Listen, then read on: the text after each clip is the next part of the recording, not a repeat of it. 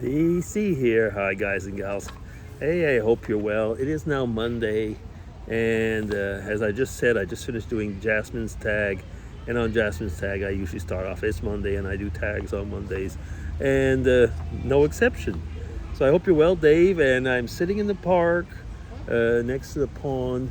Over there, there's the mini golf, but I will not film it because there's families with kids, and I know that they'd be kind of looking over here. I guess they might be a little bit worried that I'm actually taking pictures or filming of them, so I definitely will not do on purpose to point my I get my phone on a tripod to point my phone in your direction, in that direction. So 7 questions as usual, a little bit particular because the tag that he did, for whatever reason, I mean, there was not the questions he was answering was not the questions that were written at the bottom, but he's corrected that. So I have the corrected version of the 7 questions. So let me see. Question 1. When was the last time you gifted yourself something? I didn't think about it while I was looking at this, but it's a hat I've got on right now.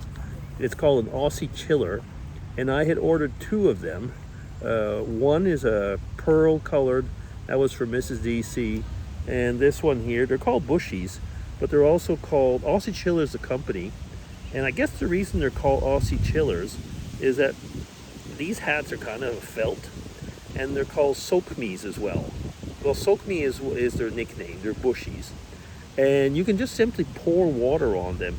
If it's really, really hot, you can either just soak the cap in water or just pour water on it, and the evaporation cools your head. They're made with a material. Sorry, floggerage.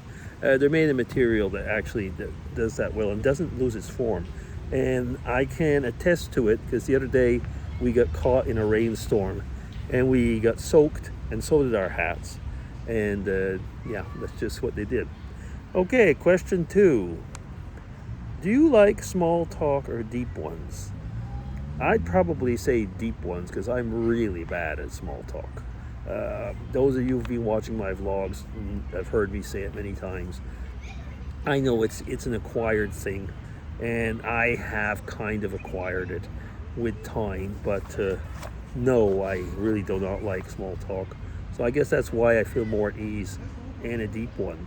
I'll give you an example though. Let's say I'm giving a talk or a course or a class, or even, well, whatever, something where I have to give basically a talk, a chat. And I can be very deep into it, but once it's finished, you're with the people. And what are you doing when you're people? You're doing the small talk. So all of a sudden, the guy who was in front that seems to be able to chat about anything and seems to have no problems whatsoever speaking in public becomes tongue-tied because of small talk. Yeah. Okay, question 3. Do you prefer large gatherings or small meetings? It's a bit of both. Now, in a large gathering, you can be anonymous. You don't have to talk. You can enjoy yourself.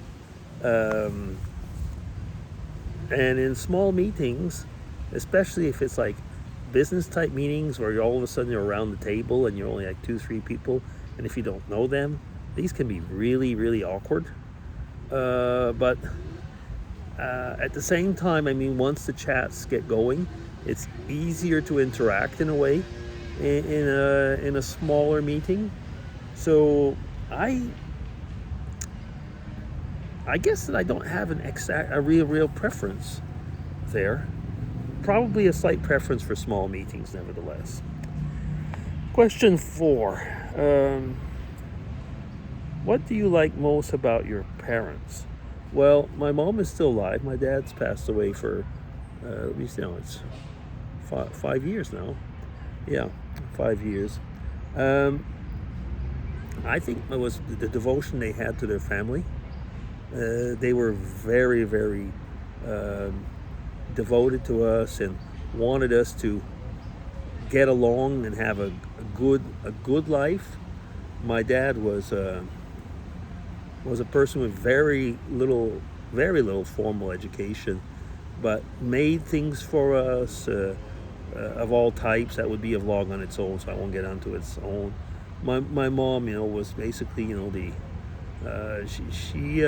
she was a lady who always she was a had a high school education, which at the time, was a pretty big thing, and she worked pretty much all the life that we were at home. She was not a stay-at-home mom, but their dedication to us was immense. They taught us about, like I say, family love, faith, and many things. So yeah, it's that's what I like about them. Yes. Now, was that question? That was question 4. So we're up to question 5. What is the one thing you consider as a relationship deal breaker?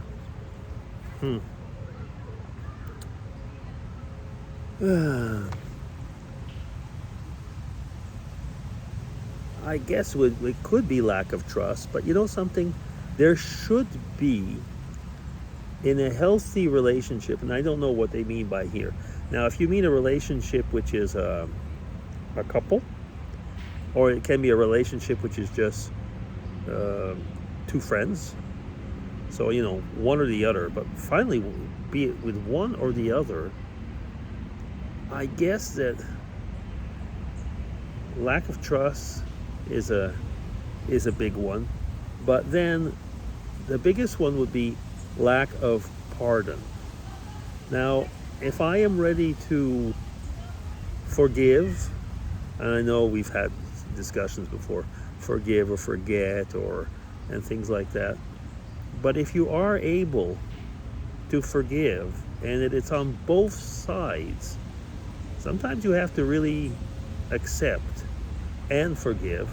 There are times where it's very difficult, and it might not mean that you are going to be separate, depending on the situation, but you can, with forgiveness and pardon from all parties, you can maintain a relationship.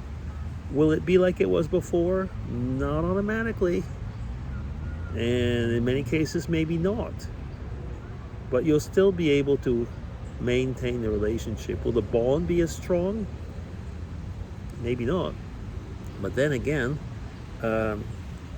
what is it called? I'm trying to remember. There's a Japanese art style. Is it Sinkuru or something like that? Where they take broken pottery. And they build it together, and they use the joints of the broken parts are pure gold, so that finally the restored relationship is stronger and more worthwhile and more beautiful than the previous one was. Now, that is easily said, and it takes a lot of work and a lot of, I was going to say, a lot of faith and a lot of, I was almost going to say, a big God to work into that, because I don't think humans can do that very much. But it is theoretically, and it is possible, but not easy. And you know something? Things that are worthwhile are rarely easy. Okay, I've kind of waltzed my way through that one. Question 6. What is your most favorite family moment?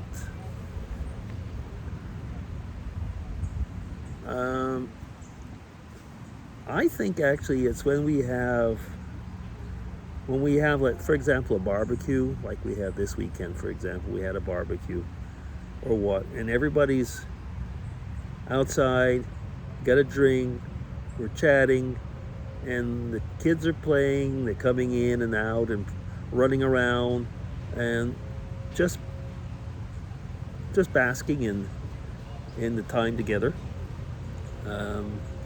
my family was away for in Canada, so first son, not my family, the whole family, but my first son and his family, so they brought daughter-in-law and the kids, were off to Canada for close to 3 weeks, and they were back yesterday, and that was really good. And I was with my daughter-in-law at one point, and I said, I missed you, and she said, I missed you too, and she kissed me, and things like that. Those are really nice family moments. Okay, that's question 6. Now up to question 7 and last. And it's a long question, so I can't remember what it was now. What do you think is harder? To confess your feelings for them, or to tell them you don't have the same feeling for them? I don't know who wrote that question, but I guess I know what you mean. So if you talk about your feelings for somebody, what's harder? Or confess your feelings for them, or to tell them you don't have the same feelings for them? So I guess it's falling in love and falling out of love, or something like that. I guess falling out of love would be a lot more difficult to say. I don't actually know how to answer that question. I guess either one would be very difficult.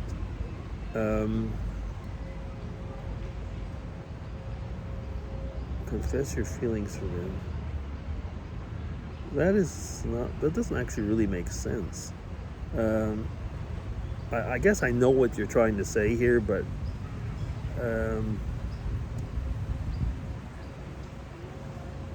I mean, there are people over time that you've felt very close, and over time you realize that you aren't close as you used to be.